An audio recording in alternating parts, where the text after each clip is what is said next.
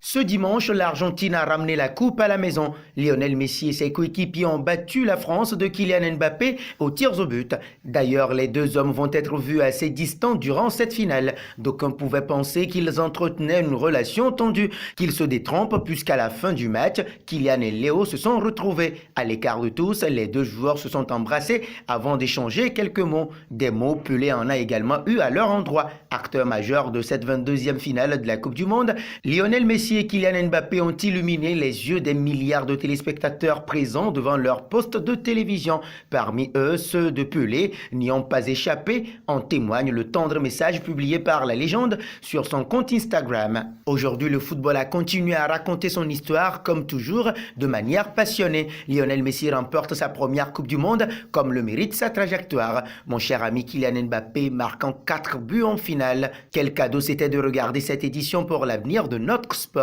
Et je ne peux pas m'empêcher de féliciter le Maroc pour cette incroyable campagne. C'est super de voir l'Afrique briller.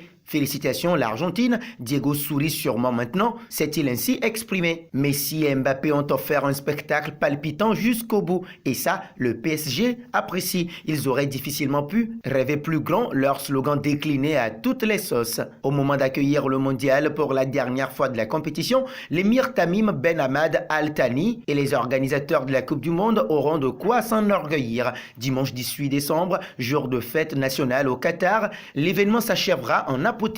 Deux nations historiques du football, la France et l'Argentine, s'affronteront en finale pour essayer de décrocher l'une comme l'autre un troisième sacre mondial au stade de Luisel. Dans cette enceinte inspirée des jeux d'ombre du Fanard, une lanterne utilisée dans la région, Lionel Messi et Kylian Mbappé attireront toute la lumière. Avec sur le terrain deux des plus grandes stars du football actuel, co-meilleurs buteurs du tournoi, 5 buts chacun, et évoluant tous deux au Paris Saint-Germain, que l'Émirat détient par l'entremise du fonds Qatar Sport Investment, QSI, le Qatar est assuré avant le coup d'envoi de la finale de sortir vainqueur de son mondial. Au club, nous sommes très fiers que les joueurs du PSG aient été si présents pour façonner ce tournoi, explique au Monde Nasser Al-Khelaifi. À Doha, depuis le début du tournoi, le président du PSG n'a pas chômé, multipliant les rendez-vous et accueillant un conseil d'administration de l'Association européenne des clubs, ECA, l'organe représentatif des écuries du vieux continent qu'il préside. Et les performances des deux Parisiens ayant disputé la finale du mondial